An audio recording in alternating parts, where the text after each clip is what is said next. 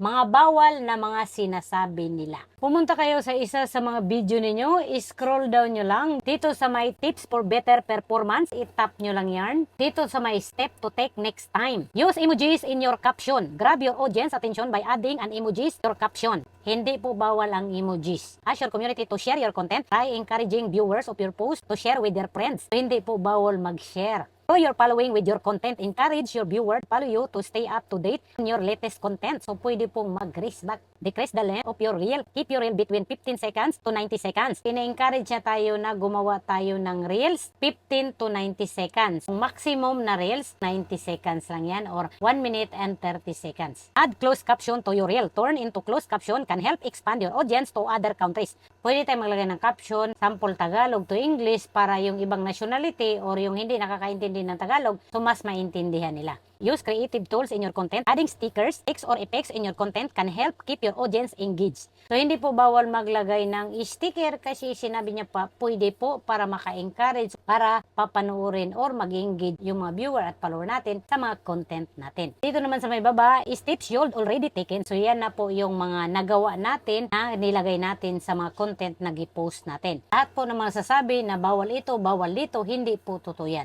Importante, meron po tayong limitation. Huwag po tayong sumobra para hindi tayo magkaroon ng problema.